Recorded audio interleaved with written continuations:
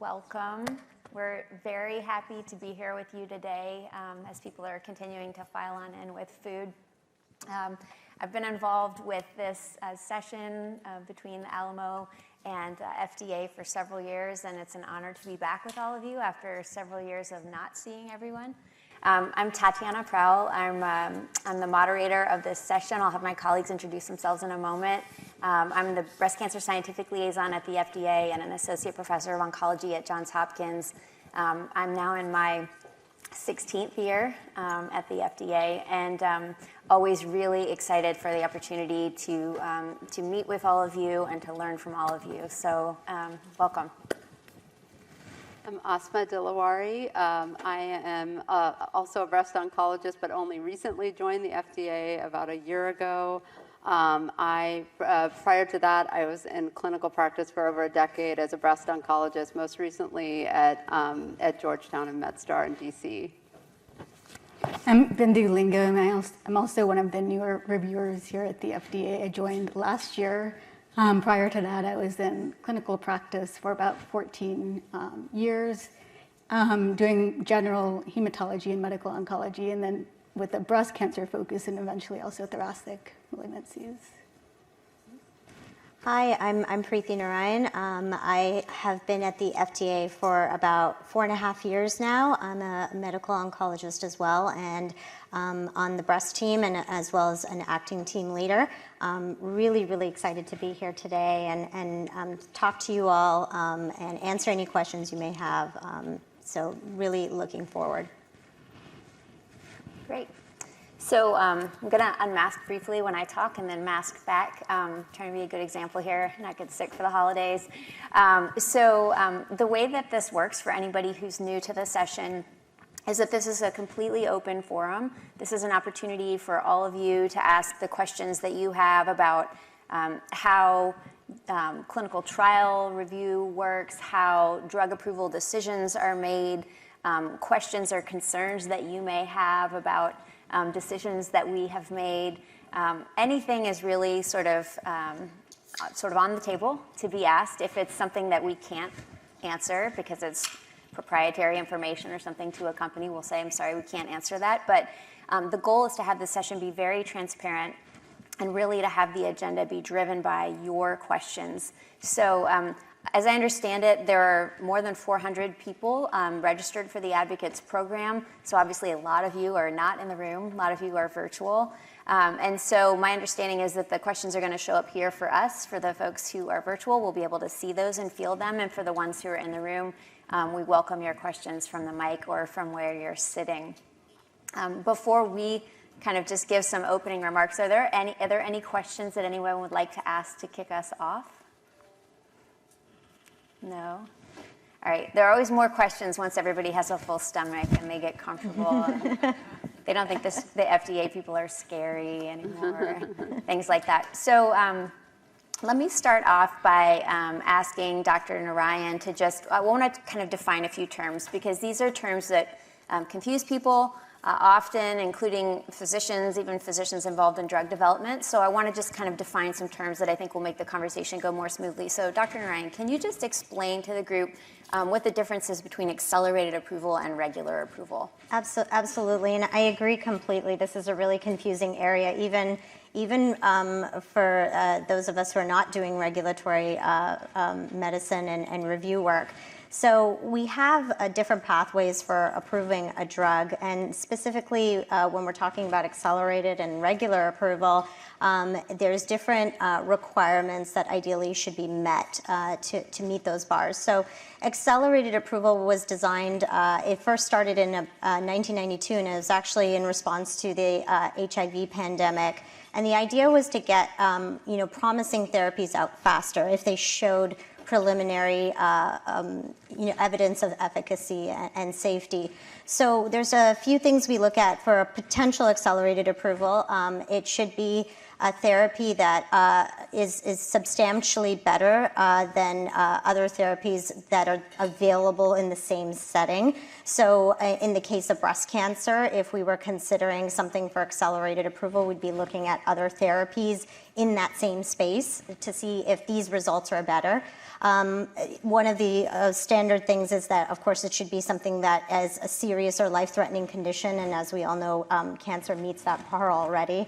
And then we look at the endpoints in the trial, and what we mean by endpoints is that if it's an endpoint where we want a little more long-term data, even though it's showing promise, like overall response rate, for instance, we still want to follow up a longer-term endpoint, so that would be an appropriate setting potentially for accelerated approval.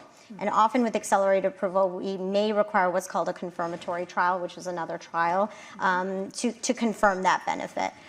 Or it could be within the same trial as well if that same trial is looking at those longer-term endpoints like overall survival. Regular approval, on the other hand, is where we have enough evidence from either the trial or trials that we're reviewing that there's enough evidence for efficacy and safety, and so we could go ahead and give it what we call a regular or full approval based on that. In that case, it doesn't necessarily have to be better than available therapy. It can be, as long as it did better than its comparator arm, it could be approved in that case. Mm-hmm. And can you just define available therapy for the group? Because I think that the group might be thinking available therapy is any medicines that's out there. Absolutely, that's a good point. So available therapies would be anything that has already a full approval, a regular approval in the space. So I know we have other drugs, and this can be very confusing, that may have gotten an accelerated approval. An example I can think of is previously with like pembrolizumab, for instance, in the metastatic setting, it got an accelerated approval, but we don't really technically consider it an available therapy until it gets its full regular approval. Mm-hmm. Mm-hmm. What happens if it fails? That's a good question. Maybe I can get started and I'll turn it over to others, but the whole idea behind accelerated approval is to try to get these therapies out faster. But we realize there's always, there's a risk with anything, there's a risk that maybe results won't pan out. And it has happened, it's rare, and certainly we can take steps if we find there's additional data to work on withdrawing the indication. Maybe I can turn it over to one of my colleagues to further expound on that. Yeah, I recently got asked this question at a conference, and I believe that over a span of over 10 years, it's happened like in 12% of cases. Mm-hmm. So it does happen, and it's usually when there isn't a clinical benefit in survival at the time of the confirmatory trial. I still would go back to the whole reason that we risk the accelerated approval and want to do the accelerated approval of using the example of trastuzumab deruxtecan, which you've all heard a lot about this weekend. If you look at when it originally got accelerated approval, I think it was 2019. Right. Preeti worked on that application, and now it just got regular approval. So that's 2+ years that it was available for patients to be treated. And obviously turned out to be a home run, but so that's the flip side, the success and the reason that exists. Mm-hmm. And to answer your question just a little bit more concretely, a drug that you might have heard of is bevacizumab or Avastin. So that was a drug that had accelerated approval in metastatic breast cancer. And then subsequent confirmatory trials didn't show that same magnitude of benefit. And so because that was a drug that had other indications, so it was used in other tumor types, the breast cancer indication just came off the label, which means it's no longer FDA approved for breast cancer, but the product was still available on the market. If on the other hand, breast cancer had been the only indication in the label, so the only thing it was FDA approved for, the entire product would have come off the market. So one question that always comes up, and I see you and I'll get you in 1 second, Julia. One question that always comes up is, but what about people who are on that product and benefiting? I see so many heads shaking right now. And absolutely, there's no question that even when a product for a population might not show a sufficiently favorable benefit-risk relationship to justify it being FDA approved, that does not mean that there might not be individual patients who aren't really benefiting from it. And so in that case, what's happened is that patients who are on that product already and who are benefiting from it are able to remain on that product, and generally that would happen through an expanded access or compassionate use protocol that the company would open. So there is a provision for that under FDA policy and from companies, because we certainly don't want to take a drug away from a patient who, who's on it and responding and doing well. Do you have a question? This is actually not my question, just to follow up to what you just said. Will the company stop making the drug? So it depends. Repeat the question. Oh, yeah, sorry. Somebody's saying, can you repeat the questions that are asked by the audience? It's hard to hear them. Yes, thank you. And actually, that's probably a reason for people to come to the mic, even though we can hear you well enough and the people in the room can, the people not in the room cannot. So if you don't mind getting up from your lunch, if you have a question and going to the mic, thank you for that comment. So I'm sorry, you asked me, I just forgot. Why would the pharmaceutical company keep making it? Yes, well, 2 points. So it's fairly uncommon that a product has only a single indication. So often the product's continuing to be made anyway for the other indications, but it's not as though companies have like a one-day supply of medicine, right? If they have a large patient population that's taking the product and most of those patients are coming off of it or are going to come off of it, if the indication goes away because of a safety issue, patients may just choose to stop it. And so there's always product available. It's a theoretical concern, but in my experience at FDA for 16 years, it's never been an actual concern that we've had a product shortage like that for patients. It also might not have gotten withdrawn globally, just because it's withdrawn in the U.S. Okay. Yeah. So my actual question was about margetuximab. So that's a drug where the benefit was marginal. And can you walk us through how a company would go to you and try to get approval and actually get approval, even in a situation like that? I'm happy to field this, or if you feel comfortable talking about it, you're welcome to take it. Sure, I can start. So a drug like margetuximab initially would start if we go through the phases of development and preclinical studies looking at safety and coming up with a safe dose in phase 1 trials and expanding it to different cohorts of patients in and dose escalation trials and eventually randomized control trials to compare with therapy that's already been approved to see if it's better. And in terms of the benefit, it may have a different safety profile than approved therapies like Herceptin or Perjeta or Enhertu, and different patients have different tolerabilities, and a drug with marginal benefit may be effective in a patient that's not able to tolerate other therapies, or if they progressed on all available therapy and this is the one that's left and available to them. I guess the thing I would add is this is a really important nuance that a lot of oncologists actually don't notice. So if you all take this away, you'll leave knowing more than a lot of the people in the conference. So when phase 3 trials are designed, they can be designed in one of 2 major ways. They can be designed to show superiority, which means that they're better than the other, the control group by some pre-specified amount, or that they're non-inferior. So a non-inferiority trial is a trial where you say this new product doesn't lose more than this small amount of efficacy that we've decided is acceptable to lose because it has some other potential benefit. So just to give you an example of this that's not margetuximab for a minute, although we'll come back to that. So you might, for example, have a product that is highly effective, but it causes hair loss in everyone. And a competitor wants to develop a new product that they think works about as well, maybe slightly less well, doesn't cause any hair loss, because some patients might say, actually, I would choose that one. Again, lots of heads are shaking here. So those kind of trials where you don't think your product is actually better than the existing one on the market, but you think it's pretty similar and it has some other benefit. Maybe it's oral. Maybe it doesn't have to be administered as often. Maybe it doesn't have some important toxicity that is really compromising patients' quality of life. Those trials are called non-inferiority trials. Non-inferiority trials, because they're looking for a little tiny difference, they have to be really large studies, and they're not very practical to conduct.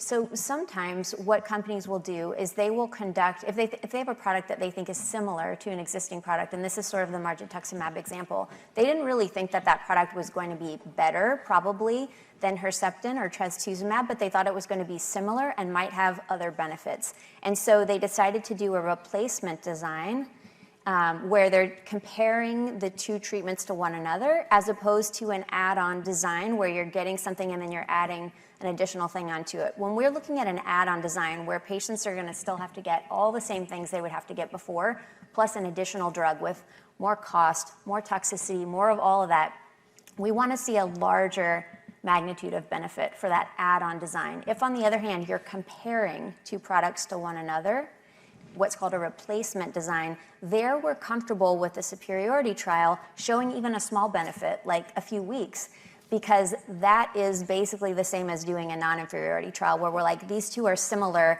it doesn't lose more than a little bit of efficacy.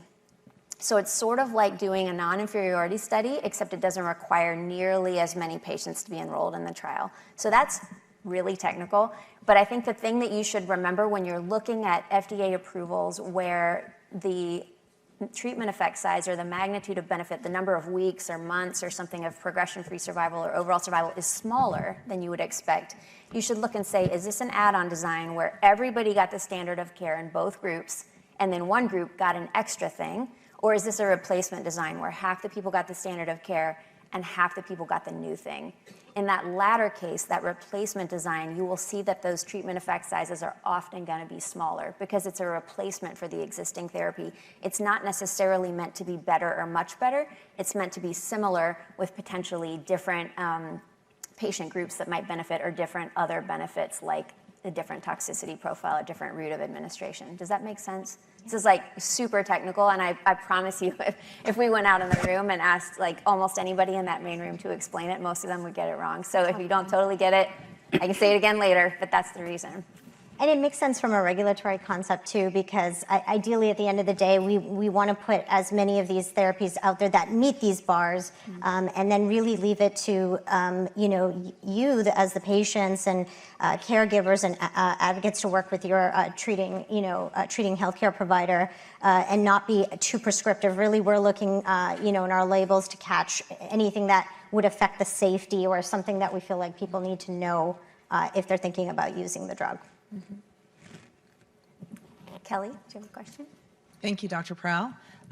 So my question has to do with what sort of powers the FDA has in encouraging sponsors to do things like, I don't know, follow the guidance you issued, 3 to 4 years ago about inclusion and exclusion criteria in clinical trials, and also a more recent idea about moving away from maximum tolerated dose into effective doses without that whole MTD. What can the FDA do to encourage the sponsors to actually listen to what you guys say and do what's right for patients? Who wants to take this? I could talk all day about eligibility criteria, as many people in this room know, so I'm not going to get all fired up. Let one of you guys do it. Well, I can start by saying the guidances that the FDA issues are, unfortunately, they're just recommendations, so the sponsors can choose not to totally follow them. Usually, the things that come up in inclusion and exclusion criteria are discussed even at the onset of opening the trial, and we do often give them feedback like that right away and refer to our guidances, but it is up to it's their recommendations. They're usually not things that we would put the study on hold for. And I'll let you guys expand on that too. I can expand a little. So in reviewing a study, there's a team, not only, one of us, the medical reviewers, is clinical pharmacology and, the basic scientist. And clinical pharmacology plays a big role in looking at doses and safety of doses, and there are very specific calculations to see, to measure like exposure of the drug in response to the treatment. And the basic scientists look at these animal studies to see what dose is tolerated, and looking at those, we as a team can go back and say, maybe you should look at lower doses, you didn't broaden your doses well enough, and so there are guidelines for that. Yeah, and what I would add to that is, because it's a great question, I agree completely. And actually, speaking of dosing, that's one of the many things that we are really focused on now at the FDA. And in fact, we have, I'm sure even some of you have already heard about it, Project Optimus, which is actually clinically led by one of our team members who's not here today, Dr. Murat Shah. And the goal of that is kind of what you touched upon exactly, is that how do we dose optimize earlier on in trials, not get to the registrational trial where that's going to be used for approval, and then feel like, okay, maybe that dosing wasn't optimized. It was either too high, it's causing a lot of unnecessary toxicity without the trade-off, without efficacy, right? Because if you're going to take more toxicity, you want more efficacy, ideally. So the whole goal behind Project Optimus is it's a collaboration between not only clinical disciplines, but our clinical pharmacology colleagues, our statistical colleagues. How can these doses be tested, multiple doses be tested earlier on to have more certainty that, we're trying to pick the right dose? So I think it's a great question. And there's been a lot of, even now there's specific Project Optimus meetings now that can be held with the review team to specifically discuss these issues. And it's something that's encouraged even when the sponsor or drug company doesn't bring it up. We highly encourage companies to be thinking about this very early on. I'm coming back to eligibility criteria for a second, even though I said I was going to try not to do this. So I'm super passionate about this, and I want everybody in this room and everybody who's watching virtually to know that FDA did in 2017 put out an entire issue along with friends from ASCO and Friends of Cancer Research, a patient advocacy organization, people in industry were represented, people in academic medicine were represented. So a broad stakeholder group put out this entire issue about modernizing eligibility criteria in many ways. So this included trying to be more inclusive of patients who might have organ dysfunction, like liver or kidney dysfunction, or low blood counts, which is really common after having a lot of prior therapy, including patients who have brain metastases, including patients who have HIV or hepatitis B and C, including patients who might have had another separate, unrelated prior malignancy, and more. There were even more than this. And these were subsequently included in FDA guidances. But as you already heard before, FDA guidances are not binding to industry. They're recommendations when they're not legally enforceable. That being said, every single IND I receive that is not inclusive in the way that we've asked companies to be inclusive, I refer them to that guidance, and I push pretty hard on this. I will say that when you're seeing, for example, like a phase 3 trial that excluded patients with brain mets and saying, how can this be? This stuff from FDA came out 4 or 5 years ago. Remember that those clinical trials that you're seeing presented, like today, for example, with mature data, were designed before that was ever in place. And so just the same as with male breast cancer, which for a long time men with breast cancer were excluded from clinical trials and no one questioned this. And when we began saying, this is crazy, men with breast cancer need the opportunity to receive investigational agents. They need the opportunity to contribute to our body of knowledge about breast cancer. We want to have data to be able to counsel future men with breast cancer from patients like themselves. And so we started asking companies to include them. Now it's very rare to see a phase 3 trial ever, anywhere in the world, in breast cancer that does not permit men to enroll. But there is a lag time until you see that advice catch up, because trials take so long to design, get contracts for, get them through regulatory agencies around the world and so forth. But it's a great question. Please. So back to... I'm sorry. Oh, sorry. Sorry, I apologize. And introduce yourselves if you would, since I know some of you, but not all. Thanks for being here. Michelle Tregear with the National Breast Cancer Coalition. Hey. Wondered if you could speak just a little bit to how FDA monitors, excuse me, monitors safety of these drugs once they're out they've been approved and they're out on the market, and especially, and I'm thinking of Enhertu at this point with a strong ILD signal in patients that are being treated in community oncology. Who wants to take this? Would you like to take it? Sure. Well, so when a trial's going on, there are safety reports throughout obviously the trial, and they can even update the protocol, the investigator brochure, all has to be updated as those reports come in. afterwards, there is some real world data that's now even coming more to the forefront, and I think that needs to be developed a little bit more, especially with community oncologists and having better relationships with them. But we do encourage the companies to do that, and there are often also post-marketing requirements and commitments that are issued with an approval if there are any concerns about safety that need to be monitored after the approval is issued. Do one of you guys want to talk about the difference between post-marketing requirements and commitments? Whoever wants to take that. Sure. So a post-marketing commitment is something the pharmaceutical company or academic center is recommended to do, but they're not required to do it. A post-marketing requirement is, they have to do it for the drug to be approved and safe for the patients. So that's kind of a very basic way of putting, defining those. During our review of a protocol, we may find, for example, they need more information, but based on preliminary information, it's acceptable for approval, but to confirm it, need longer follow-up. And so you require either a PMR or a PMC, depending on what the specific data shows.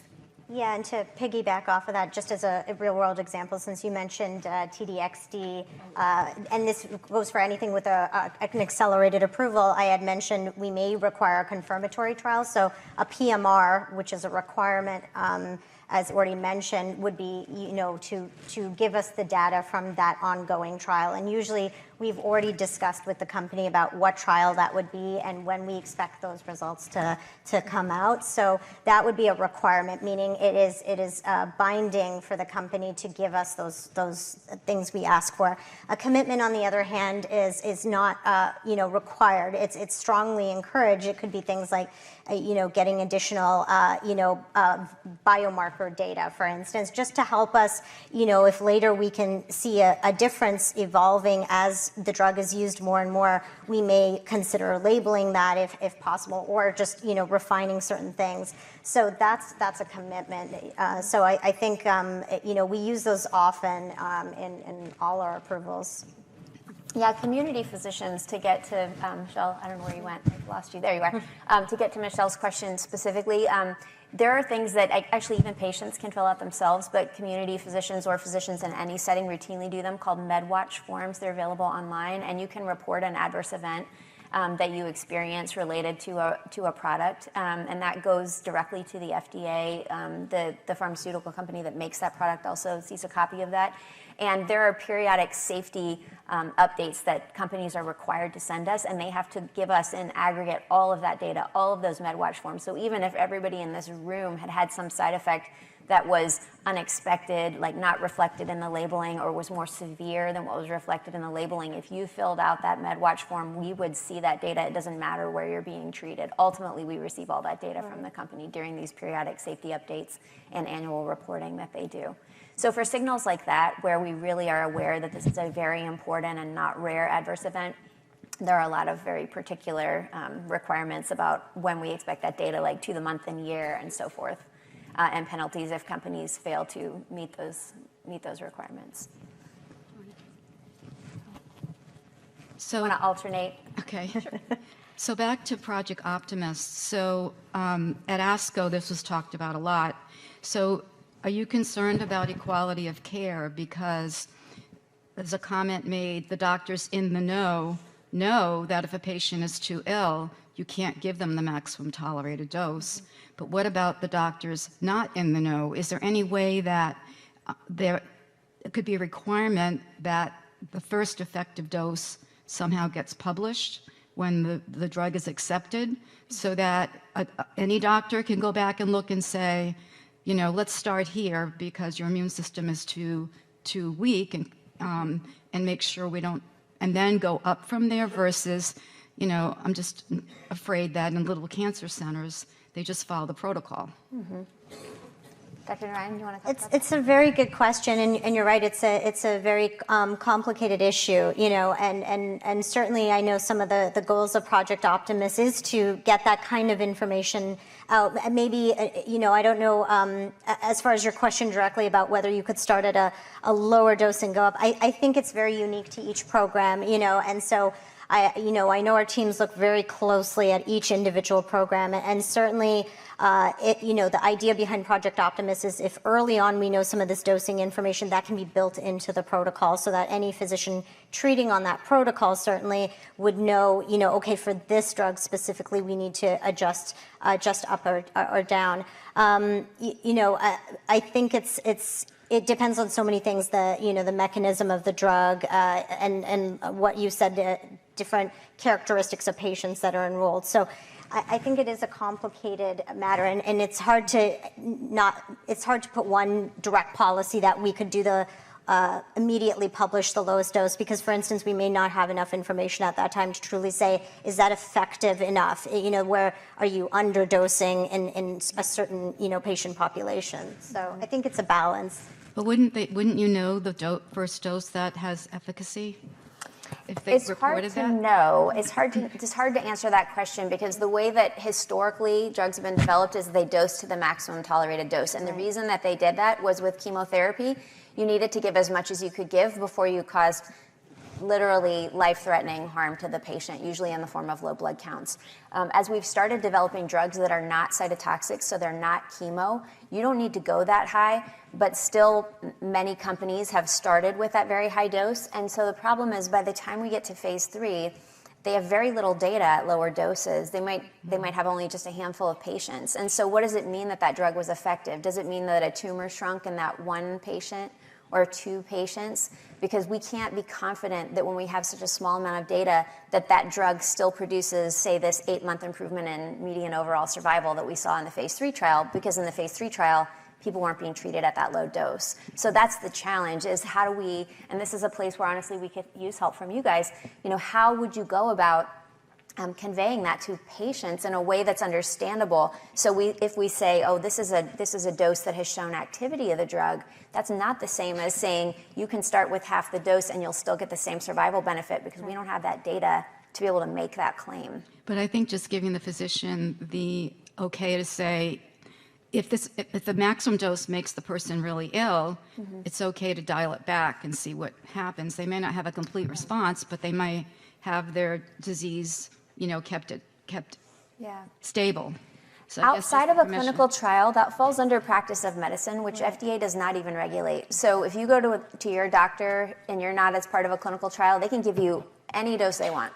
Any dose, the full dose, half the dose, 3/4 of the dose, and that's not uncommon. I do that for certain products where for example, I might have an older patient. This is a product that causes a lot of diarrhea, and I have a patient with poor mobility, and I think if this poor patient has 8 bowel movements per day, this isn't going to go well. This person's going to have fecal incontinence, and this is going to be awful for quality of life. And so I will start at a lower dose and escalate if that person's tolerating it. So it is possible for people to do that. Just to be clear, the labeled dose is not the dose that has to be given. For anybody in the room who's ever gotten Xeloda or capecitabine, the oral chemotherapy, you probably didn't get the dose in the label. It's way too high compared to what most people routinely tolerate. So your doctor probably adjusted that and you didn't even know. Okay, thank you. That's a great question. Yeah, it is a good question. Hi. Hello, my name is Andrea Downing, and I am co-founder of an advocacy organization called the Light Collective. So my question is around digging further into the post-marketing requirements and the powers that the FDA has. One of the things that we're seeing is a lot of the advocates in this room organize on social media. And we're being bombarded by these ads, whether it's recruiting for clinical trials or post-marketing, something that's been approved. And the claims of these ads not only vary, but they are following us across the internet in ways that happen to be exploiting our privacy. So I realize that the FDA doesn't have jurisdiction over the platforms themselves, but are there any levers that you can pull with these sponsors or advertisers to say, there are certain channels that you should not be using, and claims that you're making are also enabling misinformation if you're targeting to the wrong population. I can speak only to part of that. You're right. That is a complicated situation, and some of that we don't have purview over, as you mentioned, especially over platforms like social media platforms. But one thing I can say is if we do have divisions that look specifically at advertising and promotion. So any marketing material that's released, any commercials, that all any of the language in there, if for instance, it is overreaching, and it seems like it's over-promising a product. That is something certainly we take a look at, and often even those divisions will, speak with the company and have that changed. So, I mean, that's specifically one area that I know, and I don't know if there's a reporting mechanism for, the public, for you guys, if you do notice that, because certainly we want to know if you're seeing that in any kind of promotional material, like this makes this sound like, this drug is way better than really it is. We would want to know that. Yeah, there's an email, and I don't know because it hasn't come up in a while. I don't think it's changed, but for a long time it was badad@fda.gov. badad@fda.hhs, which is Department of Health and Human Services. badad@fda.hhs.gov. So if you see an ad that you think is just grossly misrepresenting the benefit of something, or really downplaying the toxicity of something, or is in some other way inappropriate. We do review, even as clinical reviewers, we often get pulled in to review stills from commercials where we'll say, that's not the patient population that gets this, this is a disease of young Black women, like that's who you need to have represented in this advertisement, for example. Or, why don't you have a man in any of these breast cancer commercials? Or, so we might get pulled in to comment on these things and to comment on whether the language is excessively promotional. But still, there are a lot of commercials and there are a lot of ads, and there are only so many of all of us, including the advertising reviewing people at the FDA. So if you guys see an ad that you think is inappropriate, somebody look this up, like Google bad ad at FDA. Tell us if that's still the email address. There is an email, and you're right. I remember once sitting in a room watching a commercial, and we were watching stills of the ad to try to say that seemed inappropriate or overreaching. Mm-hmm. Come to the mic if you would, so people in the virtual meeting can hear you. This is just related to Facebook. I know their policy this year because I recruited for my clinical trial on Facebook, but they told us I had an actual rep. I didn't know reps actually reached out to people. They told me that they shut down targeting specifically for breast cancer. But, Andrea, if you're saying you're still seeing them, then what are those companies doing to get around that targeting, number one? And on the other side of this whole issue is the fastest and most effective way at a lower cost to recruit for a clinical trial. And we're talking, the CROs are doing it with millions of dollars to recruit into clinical trials is through social media. So I would absolutely agree with that. I think the advocates in this room have been underserved because they're doing this work on the ground with their communities. What's happening is the pharma companies are going around them. Not only that, they're feeding into this medical misinformation problem that spirals out of control. So the very fact, thank you, we'll talk. And yes, I have screenshots. I'll send you our first peer review paper. Yeah. Thank you. Thank you. It does. It's still bad. It's still bad at fda.hhs.gov. Oh, that's good. Perfect. Good. Something like way in the back recesses of my memory. I don't even know people's phone numbers anymore. They're all just on my cell phone. All right, I can't remember which mic we took. Leanne. Yeah, I'm Leanne Kramer, and I'm here with the NBC Alliance. But those of you who know me, it's brain mets, all about brain mets. So I stood here 3 years ago, and I know Dr. Proud, you shake your head, and we talked about the exact same thing with access to trials, the inclusion, exclusion criteria. So I'm taking us back to that and discussing brain metastasis specifically. And we kind of had the same conversation about guidance, what you're limited to. And, I'm not being critical of you. Obviously, they don't have to follow the guidelines that you put out, and they're not, because we as advocates talk to them. We're not seeing new phase 1 trials have a cohort of brain metastasis like we would want to see. So they're not following the guidelines that you put out. They don't have to. They're resistant to it. So we're not, in 3 years, new trials that have come along, we're not seeing them change. So beyond the guidelines and pressure from advocacy, because those things aren't working, is public policy. Is there anything else that can be done besides, I mean, to hold their feet to the fire to make them do this? Because we're past, this is quite literally the hill I'm probably going to die on, because, you know, I've been living with active and progressing, never not had brain mets for coming up on 7 years. So what do we do? Because we're beyond giving them guidance. We're beyond holding their feet. It's Yeah. So, I mean, we can all, you know, this is very close I to know, my heart. I know. Very close to my heart. So, you know, I would say this. I think that if I'm being completely frank, what will drive inclusion of patients with brain metastases, even in very early drug development, is seeing a competitor do it successfully and being afraid of being outcompeted in the market. That's the bottom line. Yeah. It takes seeing one company do it well, because we've seen this in late stage trials, right? We've seen this, by late stage, I don't mean late stage like many lines of metastatic disease. I mean late stage like phase 3 trials, the last trials, randomized trials that are meant to support drug approval. When we started seeing a few companies actually including patients with brain mets in their phase 3 trial and showing that not only did those patients do well and get a benefit, but they actually could detect responses in the brain mets shrinking, which has historically been really, really a tough nut to crack, then suddenly everybody wants to include patients with brain mets in their phase 3 trial, because now they realize, oh gosh, well, if this is a competitor company with a product that's going to be on the market for the same indication, and they can say in their label that the product has shown benefit in patients with brain mets, we want to have that too. Right? So the reality is, the thing that will really drive this will be having one or a couple of companies include those patients, succeed in phase 1, and then everyone else race to catch up. That'll be the most effective thing, because the bottom line is that pharmaceutical companies are companies, and they exist to return a profit to their shareholders. And that is just, I'm just being totally honest. In terms of what we in the room can do then, is to push hard to have promising products include patients with brain metastases in phase 1, so that one of these has a chance of succeeding and then driving innovation for the whole field. Yeah. That'll be the single most effective thing you can do. And we were hopeful, I think, after 2019, when there was that back-to-back presentation of HER2 Climb and Destiny Breast, Yep. and one had it in there and the other didn't.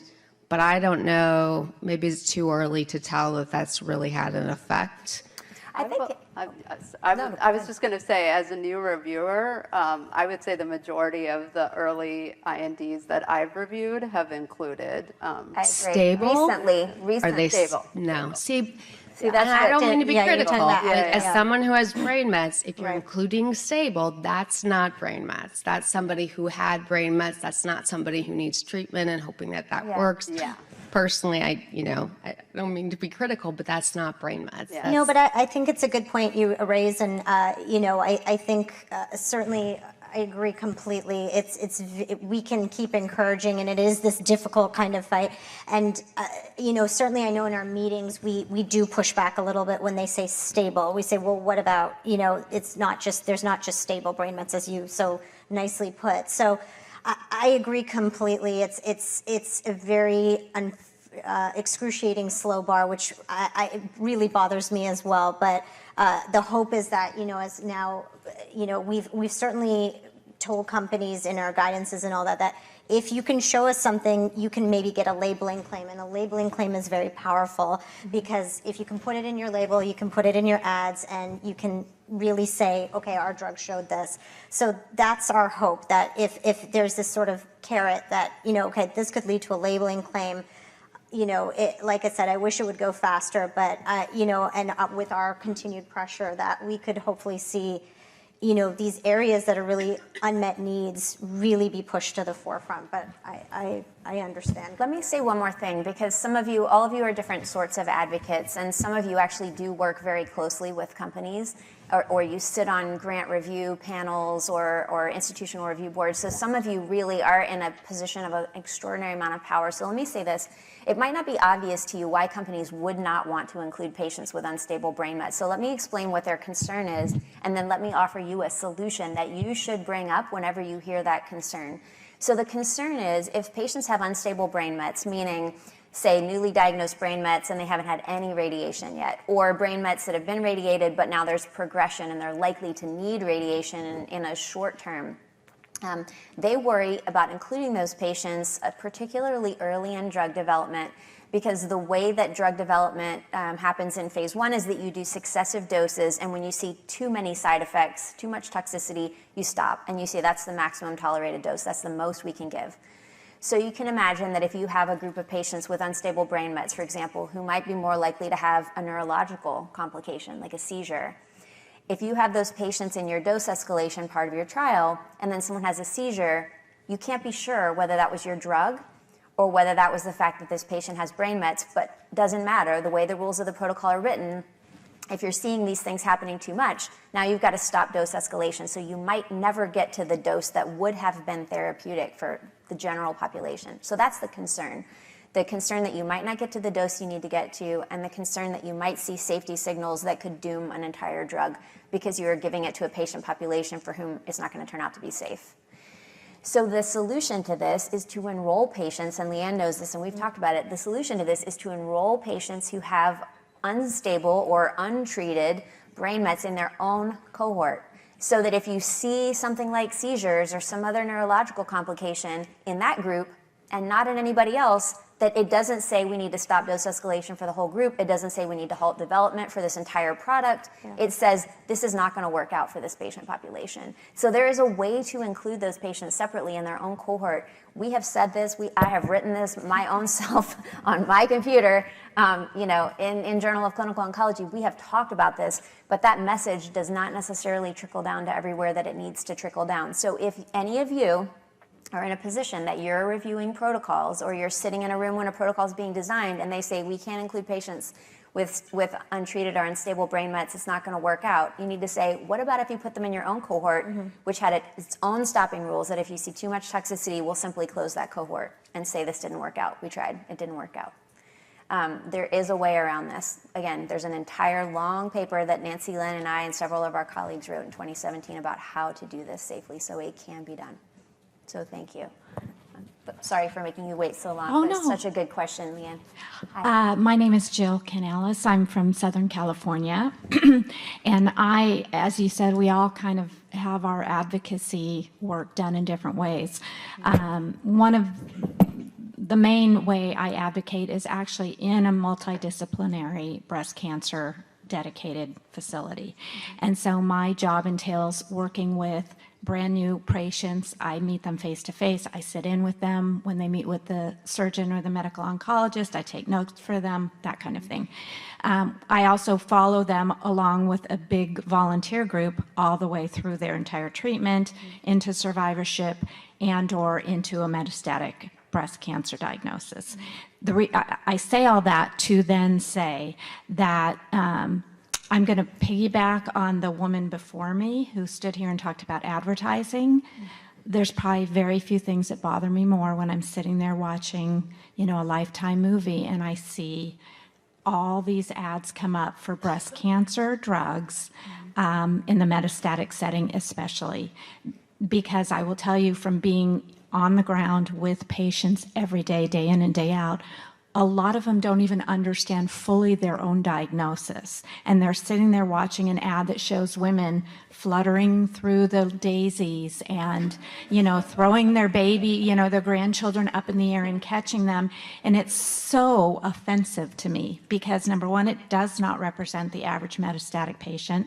Number two, it runs through what the qualifications are, ER, PR positive, HER2 negative. That's how quickly they say it, and the average patient may not even have any idea what that means.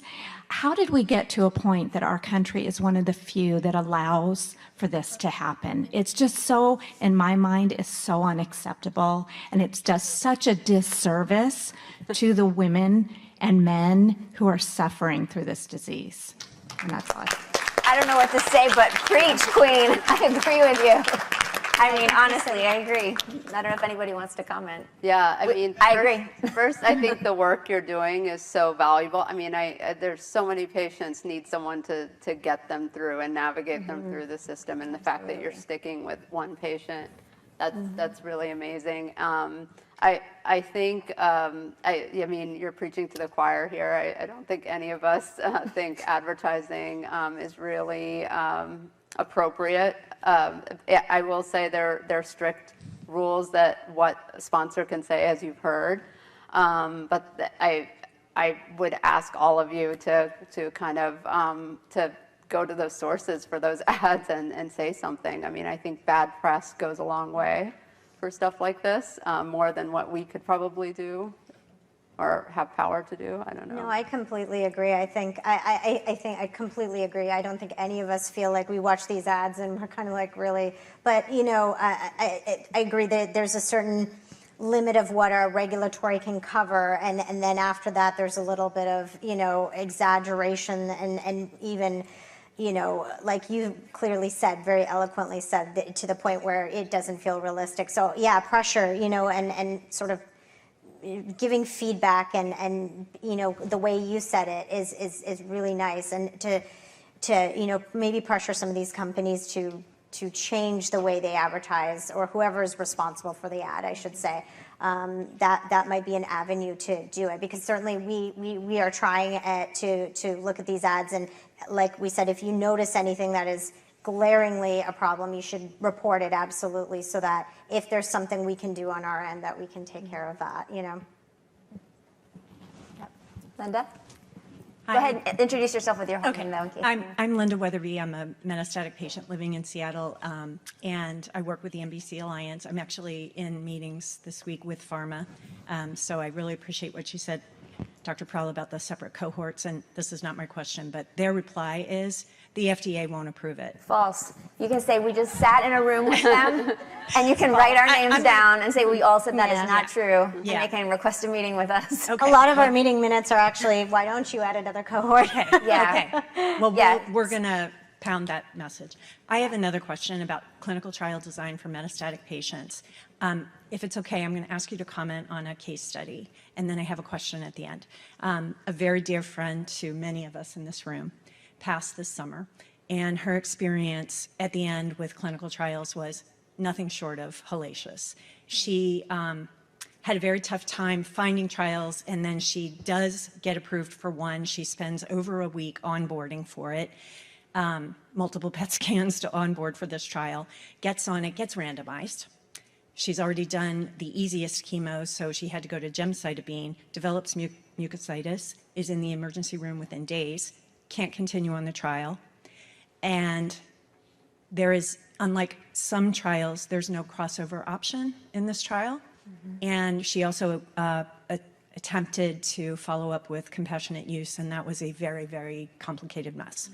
So my question to you is, can it be that no patient wants to be randomized, least of all a metastatic patient? And I know that the randomized controlled trial is the gold standard, but not for patients.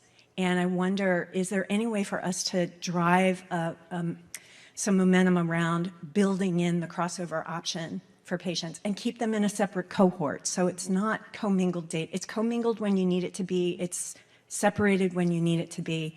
But wouldn't that be a more compassionate answer for patients who are desperate? And then also the compassionate use thing is there any way to make compassionate use an option for patients who have spent, if they get randomized to the control arm and they can't do it and they can't cross over because the trial's not designed that way, can we make compassionate use an option for them? Because they've spent very precious time trying to participate in the trial and trying to contribute to science and hopefully save their lives. So. I mean, that's excellent. I mean, that was an excellent question and points that you made. And I'm sorry, you know, to hear about your friend's experience, because that's, you know, none of us want to hear those challenges, you know. And, you know, speaking to, I guess, I know you had a few questions about the randomized trial. I guess the challenge is, you're right, and I think you hit this on very eloquently, that the randomized trial is the gold standard, because some of the challenges we have with a single arm trial, for instance, is sometimes it's very difficult to really truly capture the benefit, and it may overestimate the benefit of a drug based on an overall response rate or other endpoint. So I understand, and certainly we don't disallow crossover. I think we allow that, and so we're always encouraging companies to come up with novel ways to do that, so that if a patient feels that they were randomized to the control arm, is there opportunities later to cross into the therapy arm. So maybe I'll turn it over to my other colleagues, but that was my thoughts on that there should be ways hopefully to mitigate that, because that's not the intention of these trials ideally. Yeah, I agree. I mean, that's not the intention of these trials. We do want patients to get the best care. Often, crossover may not be the best option depending on what the drug is on the alternate arm. So that's something to take into consideration as well. And I'll just add that FDA has an initiative called Project Facilitate that helps with the compassionate use. But I think that's a great point you made, that if there was kind of a method up front for some of these studies to offer that quickly to patients, because otherwise it's very provider dependent. I mean, the provider has to kind of go try to apply for a compassionate use for the patient. And at that time, it might just be hard. So I think that you brought up a great suggestion. I don't know if that's part of Project Facilitate yet, but I think it's a really excellent idea. Let me address this issue of crossover, which has come up in every single one of these advocate programs we've ever done. And so it's a really important issue. So 2 things. First of all, if there is a randomized trial being conducted that there's a clear arm you don't want to be in, that is an unethical trial. Period. The end. If there is not a way to do a randomized trial because the control arm is something that everybody knows is going to be inferior, that's not a good trial to be doing. First of all, it's unethical to patients who might be randomized to a very likely to be inferior treatment. And second of all, that's kind of a straw man for industry, right? Like, it's kind of a guaranteed win if you compare to something that's clearly a very lackluster therapy. So that's a problem if we're seeing clinical trials designed where the control arm is something that the doctor wouldn't be considering for you anyway, even if you lived 500 miles from a trial site, right? If that control arm doesn't include what your doctor would be likely to recommend to you outside of a trial, that trial isn't being done properly. So that's the sort of thing that you as advocates who are involved in trial design should be speaking up about, to say, no one's going to want to go on this trial. Would you put your mom? Would you put your wife? Would you put yourself in the control arm? Because if the answer is no, then you're doing the wrong kind of trial. So that's the first thing to say. And the second thing to say is, when trials are using progression-free survival as their primary endpoint, there is no reason that they cannot cross over, because that endpoint, that endpoint of either a progression or a death, in this case it would be a progression because you're talking about people who are going to cross over, that endpoint of progression occurs before the new treatment, the switch, happens. So we still can get all of the information that trial is designed to collect about how well that drug works, right? So for a trial with progression-free survival as the endpoint, crossover should really be allowed. Now, what it will impact is overall survival, because at this time the trial started, you went from having people who are going to get treatment A or treatment B. If you have crossover, you went from people who are going to get treatment A and then B, or people who are going to get treatment B from the outset, assuming that like everybody or a lot of people would cross over. So the question that's being asked is different. And we are aware of this, and our statisticians are aware of this, that this will impact overall survival results. When there's crossover, you're going to see a smaller benefit. But we've seen some data at this meeting, with trastuzumab deruxtecan, for example, where crossover is allowed, and nonetheless you have a large overall survival benefit. Would it have been larger if crossover were not allowed? Almost definitely. But if the benefit is really present, you should still see it. And if you're keeping the data separate, wouldn't you see it? I mean, you can. That gets statistically hard. Yeah. What you're talking about is called a sensitivity analysis, where we look at the people who did and didn't cross over, and we say, did they do differently? But that is not when you're looking at people who've crossed over, you're looking at something that happened post-randomization. And the whole point of randomization is to kind of cancel out any things that you can't account for about how long that person might live, about what other medical conditions they might have, about whatever. You're trying to get the two groups equal. That's the whole reason we randomize to start with. So if we say post-randomization, we're going to let these people cross over, now we're interpreting data that's not randomized anymore. Does that make sense? That's the challenge, is that bias is now introduced. And that sensitivity analysis, that's a good point. We do it anyway, but you have to make some assumptions, or statisticians have to, and they're very calculated assumptions, but there's always then some uncertainty in them. So that's sort of the challenge for us. Most of y'all in this room are not here to design clinical trials. You're here to be like, that's great, but what I want to know is how do we get access to these drugs? And I am sensitive to that, and there are people smiling at me, so I know this is true. So let me say this. The point about compassionate use is absolutely right on, and that is the avenue, that is the mechanism to get access to a product that you cannot access to through a clinical trial, either because the trial site's nowhere near where you live, or because you don't qualify because you're kidney numbers aren't good enough, or whatever the case may be. Project Facilitate is staffed by live human beings. There's a phone number you can pick up. Somebody will answer you on the second ring, like without a press one. I can pull up the QR code at the end, and everybody can come scan it off my phone. But there's a person there Monday through Friday, 9 to 5, who answers the phone. There's an email address as well. There's a live human there who knows exactly how to gain compassionate use. They will give you the pharmaceutical company contact. They will help you, or in this case it would be your doctor, complete the form to do it. They will help you find an IRB if you're being treated in the community, not at a hospital or cancer center where there's no IRB. So they will help you. This whole project exists for the exact cause that you're talking about. And I'm sorry for your loss. I'm familiar with that patient, so I'm sorry for the loss of everybody in this room. She did know about Project Facilitate. We started the process. We even went to the industry rep for the drug, and it's still...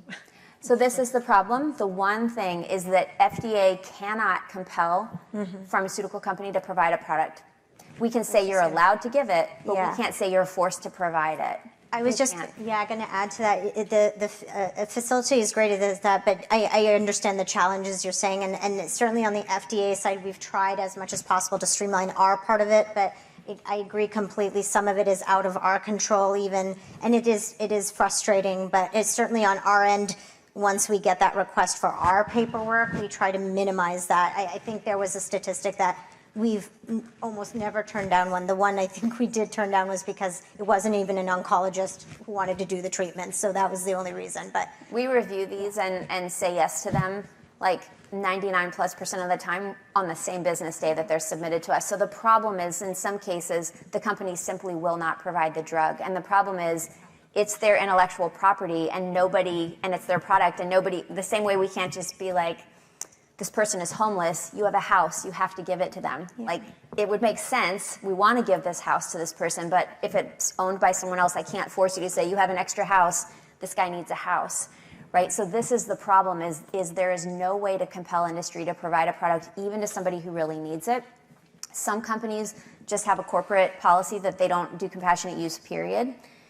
Some companies have it be drug by drug or patient by patient on a case-by-case basis. But what I would say is, a lot of the reasons that companies don't provide it, some of those are based on misunderstanding on their own part. So they have been told that if you see an adverse event, if you see a side effect in a patient who was really sick, who maybe had already been through every other treatment, and they went on compassionate use, and they started this product and they didn't live very long, or they had some severe side effect, that could compromise their drug development program. We actually went back and looked at this data. This has been published by FDA, showing that has almost never happened. And in the cases when we did see a serious adverse event happen in a patient on compassionate use, the same adverse event was observed in the clinical trials, so it didn't change anything. We already knew about that. It was already going to be a consideration whether or not we approved the product or what we put in product labeling or whatever. So if you hear that, please tell companies that's false. If you're not allowing patients to gain compassionate use access because you're worried that a side effect is going to compromise your drug development program, false. Like, it's published. You can say, FDA just said, quote us, say our names, we don't care, really. No, say our names, because this is misinformation that they've received from someone. And they can even go to the Project Facilitate website to see the stance, the FDA stance on it, Thank you so much. Yeah, absolutely. Thanks for standing for so long. Hi, I sat for a while. I'm Susan Stearns. I run a small community-based nonprofit in Vancouver, Washington called Pink Lemonade Project. And just per the other comment, I can't remember exactly which massive federal piece of healthcare legislation passed, but I believe it could have been something like the Medicare Part D ad actually is what created a loophole to legalize pharma advertising and making commercials available on TV. So someone can Google that and see where it is, but I think it was buried in one of those massive pieces of federal legislation. Sorry, I can't remember the details. Here's my question. On the other side of the spectrum, can you please talk about what happens after stage 3 trials to actually start feeding those results into really the evidence-based standard of medicine and oncology? And do you work with AHRQ and or the evidence-based practice centers, and how does that work? And just let us know how that happens. The terms, the superior and non-inferior, I had not heard that before, but just what happens after stage 3 to ultimately affect the standard of care is really the question. Yeah. Well, I will say almost all studies kind of continue. I mean, after the phase 3 study, we always encourage that real-world data is coming after that. We call them almost phase 4, and that information is very valuable. As we mentioned, I think Tatiana told you guys about the methods for safety monitoring on that basis. But I do think we do rely on publications to occur with that data, and sometimes that's lagging. I can't speak to the HRQ. Maybe. Yeah, I guess, we don't directly work with the guideline, certain places that do guidelines, like I'm thinking off the top of my head, like NCCN, or we don't directly work with them, but often what they'll do is once a trial results are reported, and then once they see our labeling, they will pull a lot of elements of that. Sometimes if you Google certain sites that are reliable, it'll verbatim have, which is good, the label language, and sometimes, so I think the way we try to get that out is through our alerts, our label, of course, which is our document that really says what we looked at in the trial, why we made an approval a certain way. Sometimes we do an approval summary in journals ourselves to try to get that out. We speak at conferences about sort of our regulatory, but yeah, as far as your question is, do we work directly with those guideline places? No, we don't. Yeah, with things like NCCN guidelines, we might see those like as a courtesy, but FDA specifically does not have jurisdiction over the practice of medicine. So unless there's like a safety issue, like what's considered a phase 4 trial, so post-marketing study that's being done because we've asked for additional data on overall survival, or an additional study in patients with severe liver dysfunction or something like that, unless it's a study like that. If you're talking about just in terms of like what gets incorporated into guidelines and things like that, we don't have any regulatory jurisdiction over practice of medicine. So we might see those things as a courtesy only to be able to comment, but we have no control over them. I could put edits in there and they could decline every single one of them. Yeah.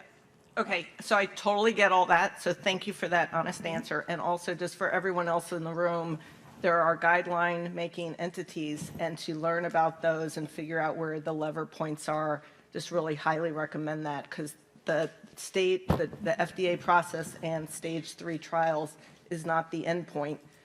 What it takes to actually get into guidelines and change the standard of care is actually more work.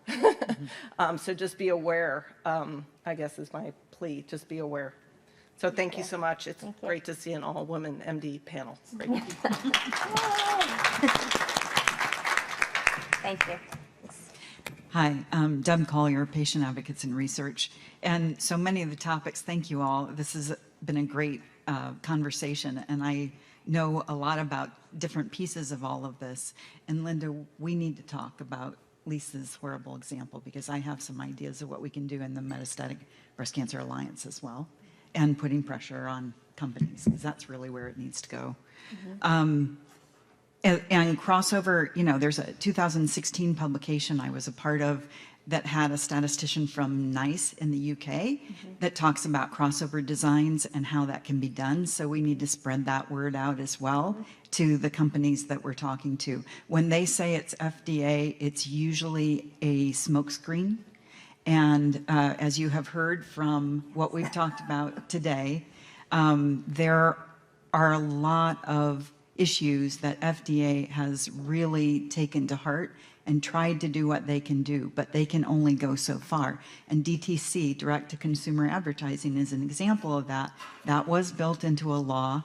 That's something that we could, actually right now the drug lobby is about as low in influence as they have had in decades.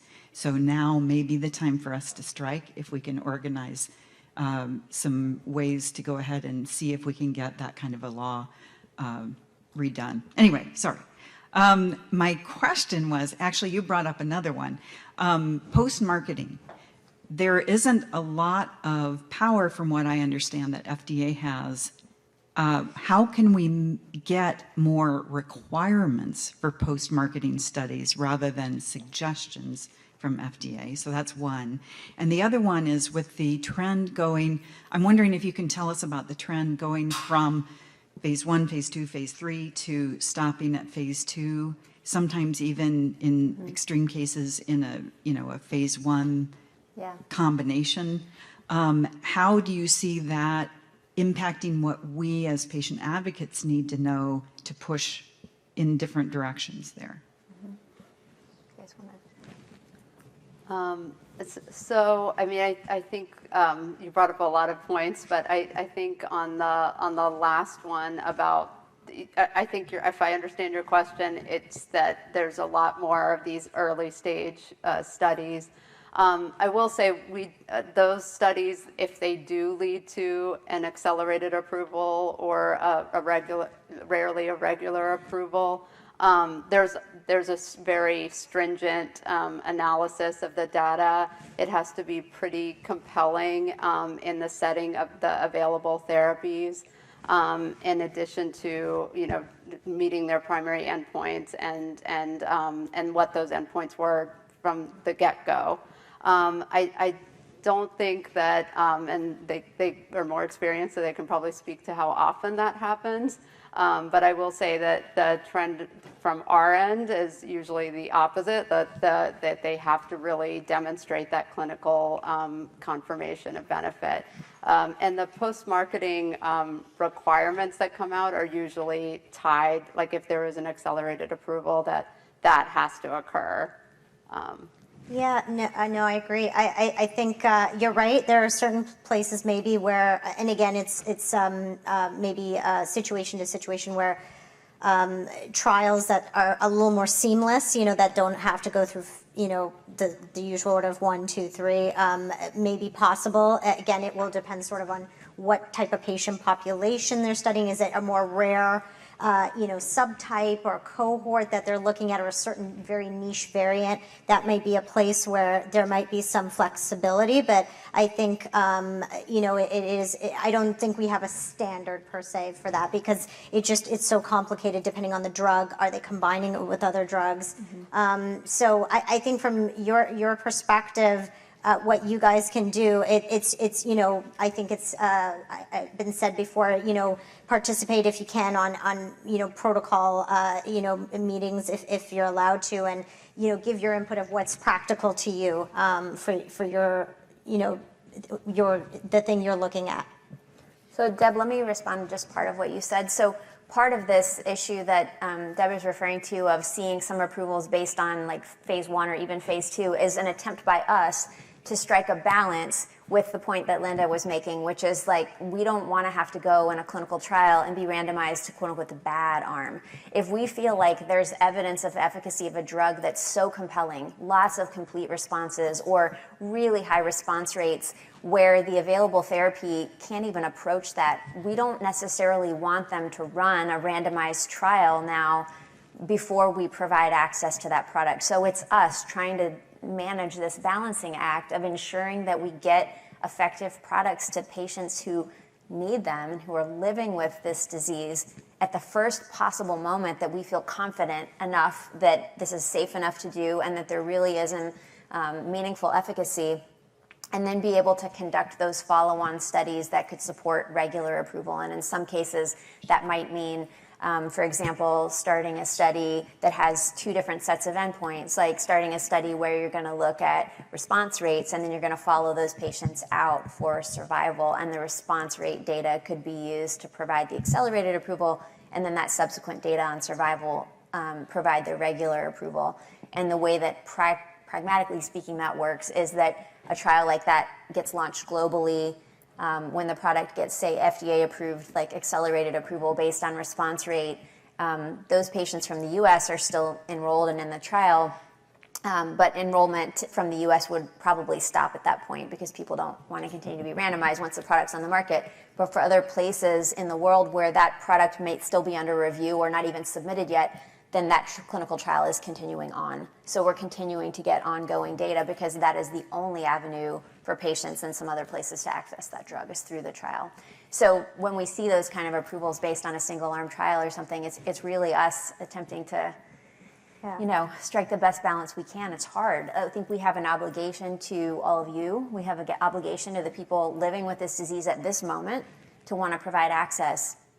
We have also an obligation to everybody like you, which could be any of us, who are going to develop breast cancer or metastatic breast cancer in the future, where we want to know if a product works. We want good information for our doctor to have to be able to counsel us, right? And so there's this constant tension of whose needs are more important.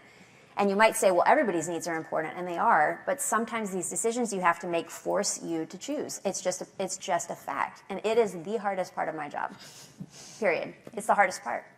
Well, and I've got lots of other things, but I know Sandy and everyone else wants to go too. But I did want to say, just on the other side of the fence, as a patient advocate who's been doing this for way too long, first of all, thank you to the way FDA is working now. Some of us have been around for a long time, and it didn't always work that way. So we really appreciate the receptivity that you have, and let's keep that going. But I also need to say, I think, as a patient advocate, that while clinical trials are critical, the new stuff does not always work. And we need to understand that too, because sometimes the control arm actually does better than what our experimental arms are. Yep. And while it matters for an individual, who I dearly loved as well, and many others that are right behind me, we have to remember that the whole reason to do clinical trials is to find out what works well and what doesn't. And unfortunately, too often, our new drugs aren't meeting our needs either. Thank you for that comment. Very valid. Thanks, Deb. Oh, I think we have that. Hello. Hey. I don't know if you can hear me or not. It's Say like that. at the, pointing at my forehead. I have a virtual... I know who you are, but announce who you are for everybody else on the Zoom. It is 1:21. However, can you stay for my question and for this lady's question? Absolutely, I can. Is that okay with you guys? Yeah. Awesome. Okay. So this question is from Libby Burgess, who is in New Zealand, and she's saying, and I hope you didn't answer it while I was counting, I'm hoping you can give us some updates on recent approvals for the various subtypes of breast cancer today, both accelerated and regular. We're a long ways behind. We're a long ways behind in medicine approvals in New Zealand, and it helps us to know so we can go to our Department of Health and say, look, this is approved in the United States. You know their process they go through. How can what you're doing and giving us the information help us? This might lead to Project Orbis, maybe. Yeah, I'll let you speak about Project Orbis in a second. Since we are over time, and I apologize because I saw that question come in and then we had so many people at the mic, so I'm sorry to Libby. We actually have a link off of our website. If you go to FDA Oncology Center of Excellence page, there's a page in there that says FDA approvals and safety notifications, and they're listed in reverse chronological order, so the most recent one is at the top. And you can go and look at those and you can see all of them. You can search by a specific disease type if you would like, but you can see all of them. I think that fortunately, we've had so many approval actions that I think that it's not realistic for us to go through those since I've got little things popping up here saying that we're 6 minutes over the scheduled end time. So I don't think it's realistic for us to go through every drug. But the nice thing about that website is it has the indication statement, so exactly what that product is approved for, exactly what patient population, what prior treatment you should have had, and so forth. And then if you click that, it actually takes you to a brief, like 2/3 of a page or so, summary of the clinical trial that supported that approval, the type of approval that it is, accelerated or regular approval, and some additional information about like if there are post-marketing studies required or something. And then also in there is a link to the full label. So that is actually the most efficient way to sort of look at everything that FDA has approved. And if you really want to be able to approach your own company, or own country, to be able to say, you know, here's the list of stuff that FDA has done in 2022. Why are we behind? But recognize that regulators are all operating with their own laws, and companies don't all submit applications for approval in the same time frame. So it might not be that your country is going slowly. It might be that the companies are slow to submit to your country. They do tend to submit more to larger countries and to countries with higher reimbursement rates. So just be aware of that. But that website that lists FDA approvals and safety notifications off the FDA Oncology Center of Excellence website would be the best place to look. And we can share if anybody's having trouble finding it at the end. Question? Hi, I'm Sabrina from the Michigan Breast Cancer Coalition. I just wanted to ask a question about clinical trials and minority participation. I know that it's been a topic that's been discussed a lot, and even this year in San Antonio, we've talked about it, that there's a lack of African American women in breast cancer clinical trials. I just want to know why nothing is being done about it. I mean, why is it that we don't require a diverse population of participants that are representative of the U.S. for drug approval?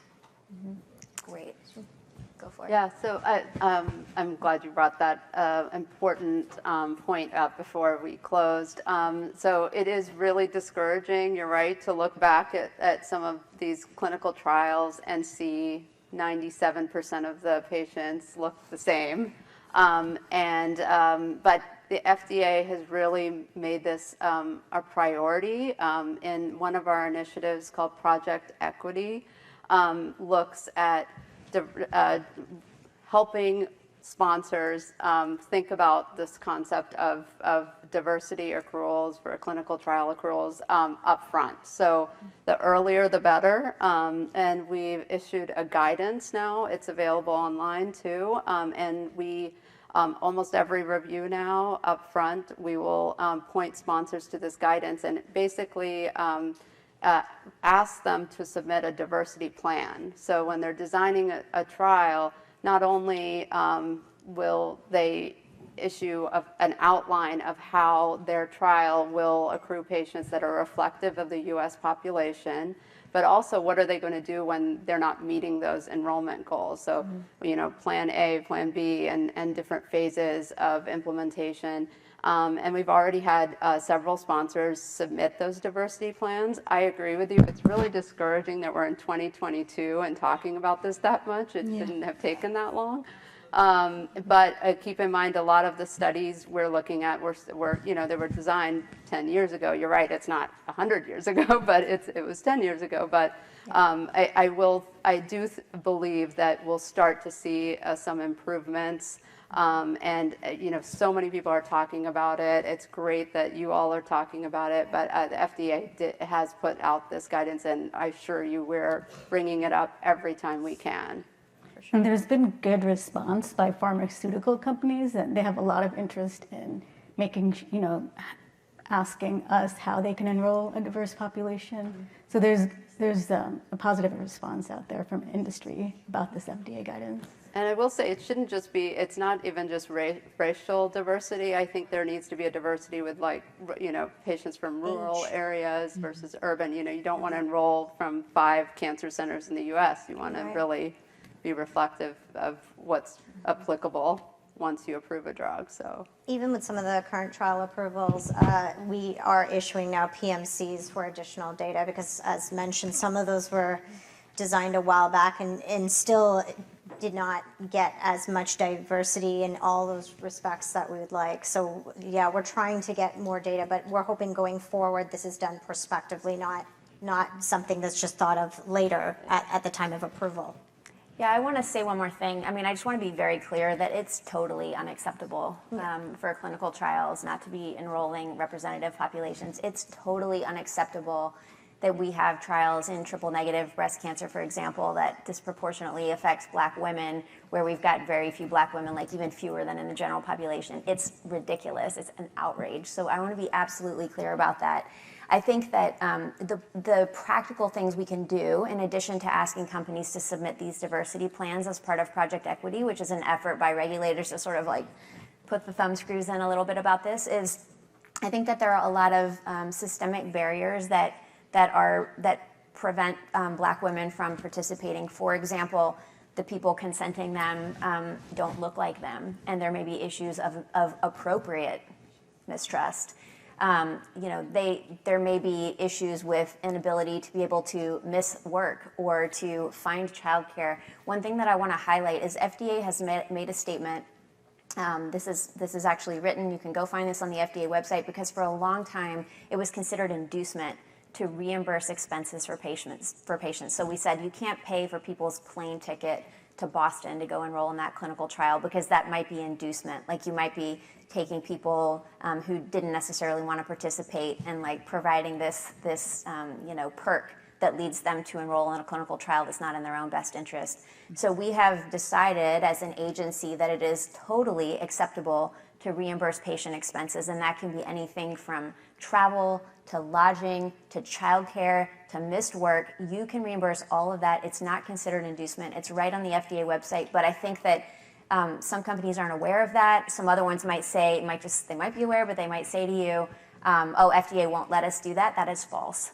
Not only will we let them do that, I would like them to do that, because we can say diversity plan all day, but if you can't miss work and you don't have anybody to watch your kids while you fly to the nearest city, like you're not going to be in that clinical trial, period. So I think unless we remove those barriers, it's talk. Nothing changes. So, thank you. But thank you for your question. So I don't have a question. I just want to make a comment. I went to Project Lead in 2017, and that's the last time I was in San Antonio. And what I have noticed, somebody asked me this question last night. They said, well, what do you see? I'm talking to them because this really involves them. What have you seen change the most? So it is time, in my estimation, to put our hands together for two groups in this room. And this is what I told that person. I said, number one, the enormity of what the metastatic community has done for our friends that are here, but that we have lost this year, and the women of color in this room, and what you have done to push clinical trials. Keep pushing the envelope. Put your hands together. I just want to make a comment. I work in the space of financial toxicity for breast cancer patients paying their non-medical bills so they can adhere to their treatment. The problem with reimbursement is they don't have the money up front. They can't pay. So we have a program at Pink Fund where if you're in active treatment, whether you're in a clinical trial or not, we'll pay your housing, transportation, utilities, and insurance for 90 to 180 days. And you can find the application at pinkfund.org under Get Help. Wow, amazing. Thank you.